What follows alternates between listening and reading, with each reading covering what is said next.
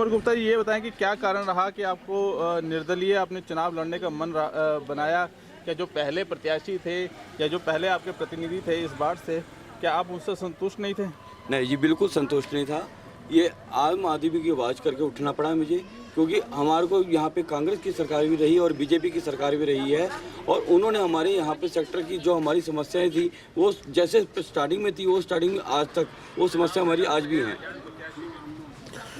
तो कौन कौन से ऐसे मुद्दे हैं जिन्हें लेकर आप चुनाव मैदान में उतरे हैं और जिनका लगता है कि जो ये मौजूदा आपके प्रतिनिधि थे वो हल नहीं कर पाए और जिन्हें हल करना आपकी प्राथमिकता होगी?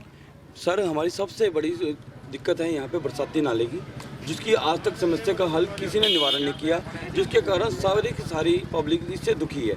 2 मरले हो गया, हमारा हुड्डा हो गया, हाउसिंग बोर्ड हो गया, सबकी ये दिक्कत है। सबसे नंबर 2 दिक्कत है हमारे पे यहाँ पे सिक्योरिटी गेट्स की। यहाँ पे बिल्कुल भी हमारे साथ पंजाब और हरियाणा का बॉर्डर लगता है, जिसकी यहाँ पे कोई भी वारदात होती है तो कोई पंजाब से हरियाणा से पंचकुला में एंट्री करता है। तो यहाँ पे आज तक कोई भी इसकी डेवलपमेंट नहीं करा है, ना यहाँ पे सिक्योरिटी गेट के लिए लगाया गया है। इतनी बार पब्लिक एप्लीकेशन देने के बावजूद भी हमारे इसका कोई सुधार नहीं हुआ है। तो इसके अलावा जो आपके बाढ़ में मुख्य मुद्दा है वो आप किस चीज़ को अपना मुख्य मुद्दा मानते हैं? बाढ़ हमारा मुख्य मुद्दा है एक बरसाती नाले का, नंबर 2 है हमारे सिक्योरिटी गेट का, नंबर 3 यहाँ पे आवारा पशु जो हमारे यहाँ पे घूमते हैं उनका, नंबर 3 4 अपना जो यहाँ पे जो कूड़ा उठाने वाली यहाँ पे कोई सरकारी कोई भी गाड़ी यहाँ पे फैसिलिटी नहीं है। यहाँ पे कूड़े की बहुत ज़्यादा दिक्कत है। स्ट्रीट लाइट हमारे ओके नहीं है। पार्कों की हालत बहुत बुरी हालत है हमारे पार्कों की। तो पिछले काफ़ी समय से जो सेक्टर 19 है वो पूरे पंचकुला से कटा रहता है और अब जब से ये पुल का काम शुरू हुआ है ये तो एकदम से कट गया। लोगों का भी यहाँ से निकलना आना जाना बड़ा मुश्किल हो रहा है। इसका बहुत ज़्यादा दिक्कत रही है और लॉकडाउन में भी बहुत ज़्यादा दिक्कत रही है। ये शुक्र मनाएं कि पंजाब ने जैसे हमारे हरियाणा ने बैरिकेडिंग लगा के बॉर्डर लॉक किए थे, अगर बाई चांस पंजाब भी इसको लॉक कर देता तो हमारे 19 सेक्टर के लोग घर के अंदर कैद हो जाते और उनका पंचकुला में आने जाने का रास्ता ही नहीं रहना था। तो किस तरह से देखते हैं कि अब एक नया अंडरपास भी बनाया जा रहा है, कि इसे किस तरह से किस हिसाब से देखते हैं? अंडरपास बनने में अभी भी इसको 4 महीने से ऊपर लग जाएंगे। इसको इतनी जल्दी ये चीज़ को गवर्नमेंट ने जब ये पुल स्टार्ट किया था उससे पहले ही बनाना चाहिए था कि लोगों को इस चीज़ की दिक्कत ना रहे। अब हमारा अंडरपास भी बनाना शुरू किया हुआ है और हमारा पुल का काम बहुत धीरे चल रहा है, जो पूरा हो जाना चाहिए था अभी तक पूरा नहीं हुआ। अभी इसको भी पूरा होने में 1.5 से 2 साल लग जाएंगे। तो क्या आपकी प्राथमिकता रहेगी अगर आप जीत जाते हैं तो किस तरह से इसको हल कराओगे? सर जी, हमारा मेन मुद्दा है, हम किसी पार्टी से हमारी कोई लड़ाई नहीं है, हमारी किसी के साथ वो नहीं है। हम मिडिल क्लास हैं और अपने सेक्टर को हम विकास के आगे ले जाना चाहते हैं। जैसे और सेक्टर हमारे हैं, हम उसके एक बराबर इसको करना चाहते हैं। जो हमारे यहाँ की पानी की बरसाती की नाले की दिक्कत है उसको क्लियर करना चाहेंगे। पशुओं का अपना रोकने के लिए हम इसका प्रावधान करना चाहेंगे और यहाँ पे जो सिक्योरिटी गेट वो लगाना चाहेंगे और CCTV कैमरे से अपने सेक्टर की देखरेख की जिम्मा उठाना चाहेंगे। तो इस बार में मतलब पार्टियों के प्रत्याशी है, कांग्रेस ने अपना प्रत्याशी उतारा है, बीजेपी ने अपना प्रत्याशी उतारा है और आपके अलावा 2-3 और निर्दलीय उम्मीदवार चुनाव मैदान में हैं। हाँ जी। तो किससे अपना मुकाबला मान रहे हैं और क्या सोचते हैं कि अगर आपको जीत मिलती है तो कितने मार्जिन से मिलेगी? सर, मैं आपको अभी भी बोला है सर, मेरा किसी के साथ कोई कंपटीशन नहीं है। मेरा काम है मेहनत करना और मेहनत करके अपने वार्ड से आशीर्वाद लेके अपने वार्ड को सुधारने का। मैं अपने किसी को अपोजिट नहीं समझता, ना मैं किसी के खिलाफ हूँ ना मैं किसी। मुझे सर हमारा कोई भी अगर कांग्रेस है चाहे बीजेपी है, अगर वो ये काम करके देती तो आम आदमी को आवाज़ उठाने की ज़रूरत नहीं थी। तो इस बार मेयर का चुनाव है वो भी सीधा आम लोगों द्वारा हो रहा है। हाँ जी। तो आपको क्या लगता है कि ये जो पंचकुला के विकास के लिए सही है या इससे एक पार्टी का जब नेता जीत जाएगा उसके ऊपर कोई दबाव नहीं होगा, वो विकास होगा नहीं होगा? कैसे? सर बिल्कुल होगा सर। पहले क्या होता था कि अपना पार्षद चुने जाते थे, फिर पार्षद अपना देखते थे कि हमने वोटिंग किसको करनी है। अब वो उसके जब खरीद फरोख्त वाला काम होता था उसके अंदर फिर काम भी उसी प्रकार से होता था। अब ये डायरेक्ट काम होगा, डायरेक्ट बेयर चुना जाएगा तो हर पार्षद जाके उनके पास डायरेक्ट जाके बात कर सकेगा कि भाई साहब मेरा ये काम पेंडिंग है, मेरा ये काम को किया जाए। तो उसमें खरीद फरोख्त वाली की बात ही नहीं रहेगी। रहे हैं या जो मौजूदा जो समय में प्रशासन है वो काम करने में विफल रहा, जो आप लोगों ने अजय कुमार को निर्दलीय चुनाव मैदान में उतारने का मन बनाया?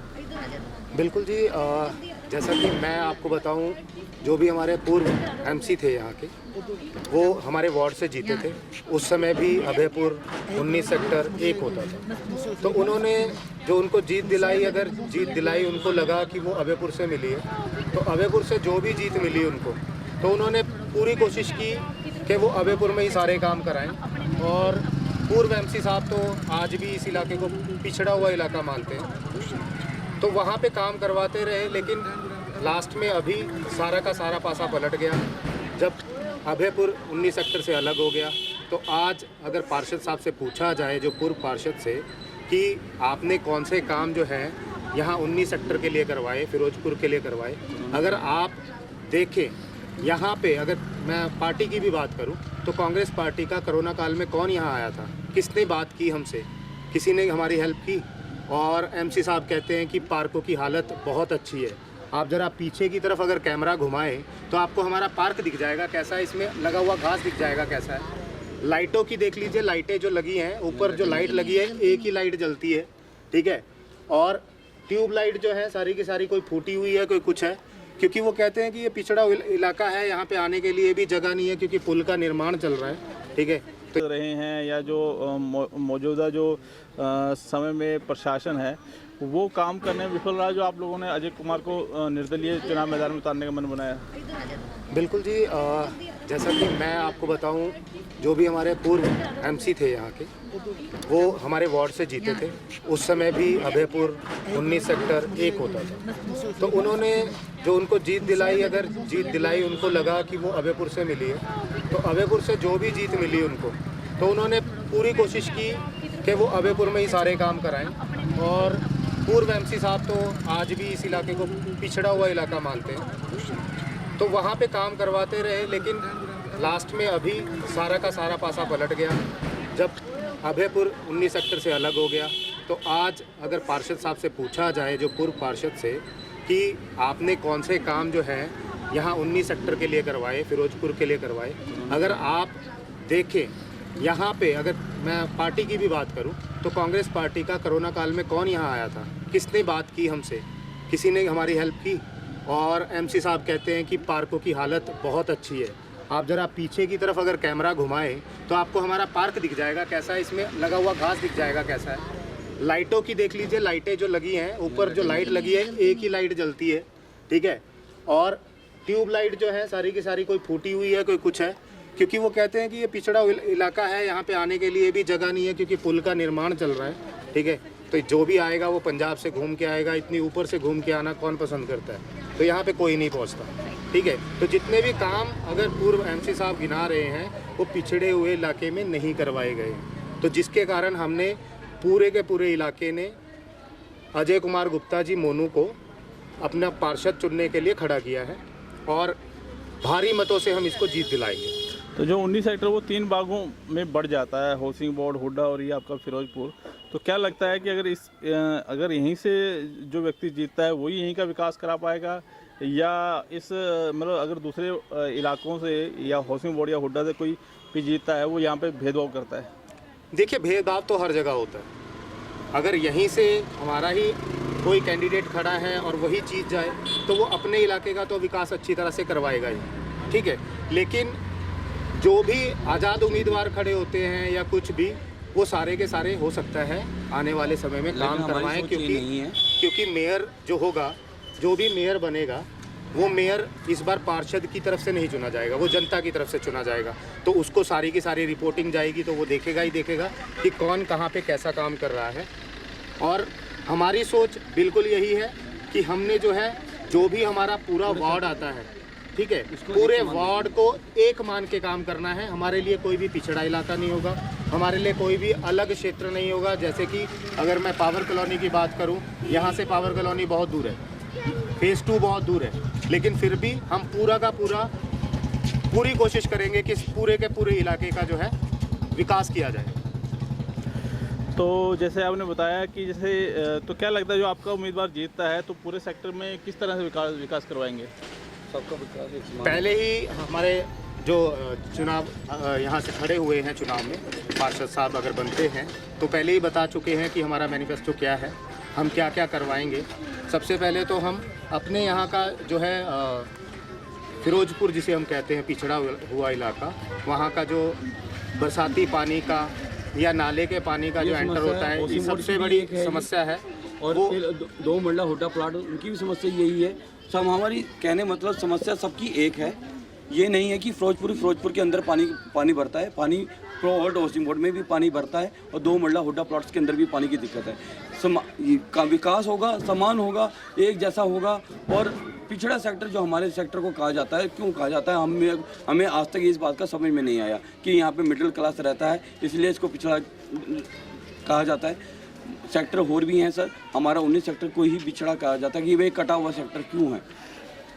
हम उसको एक करना चाहते हैं और एक समान सबको देखना चाहते हैं।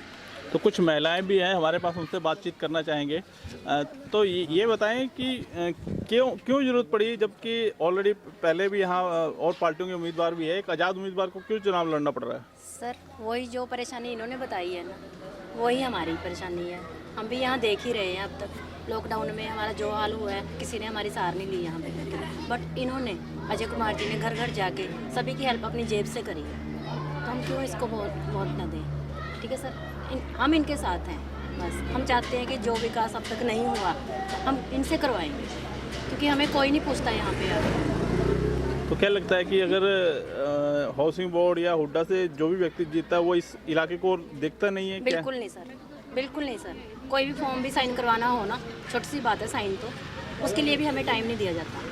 30 साल हो गए यार। हाँ जी बिल्कुल सर। और वो कहता है हम जानते ही नहीं। हाँ, कोई भी सर। हाँ जी, और आज वो घर घर आके हाथ जोड़ रहे हैं, डोर टू डोर आके।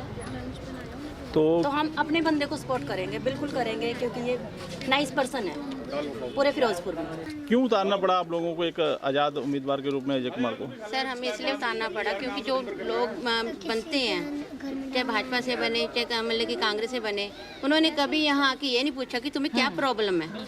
अगर ये प्रॉब्लम पूछते और मतलब कि उनकी हल करते तो हमें उनको उतारने की जरूरत ही नहीं थी। इसीलिए उतारने की जरूरत पड़ी क्योंकि हमारा जो इलाका है ये थोड़ा पंजाब के बॉर्डर से सटा हुआ है, और जो कि यहाँ के लोग वारदात होती है, पंजाब वाले करके जाते हैं और हरियाणा वाला करता है, हरियाणा वाले कर जाते हैं पंजाब में चले जाते हैं, और यहाँ पर बरसाती पानी भर जाता है, लोगों के घरों के सामान खराब हो जाता है। और जब लोग उनके पास जाते हैं कि हमारा हल करें, तो वो कोई भी आके देखता नहीं है कि क्या प्रॉब्लम है। यहाँ तक कि मतलब जब सीवर्स हमारे खराब हो जाते हैं तो सीवर्स के लिए भी हमें 10-10 बार फ़ोन करना पड़ता है, तो उसके लिए भी कोई नहीं आता, और सफाई कर्मचारी भी यहाँ से जल्दी नहीं आते।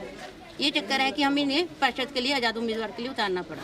ये थे अजय कुमार गुप्ता जी, जो वार्ड नंबर 8 से उम्मीदवार हैं आज़ाद प्रत्याशी के रूप में। इनका भी प्रचार जोरों पर चल रहा है और उनका कहना है कि पार्टियों के उम्मीदवारों को लोगों ने बहुत देख लिया है, अब ये इसलिए चुनाव मैदान में उतरे हैं ताकि जो इनका इलाका है फिरोजपुर, उसका ठीक से विकास हो सके।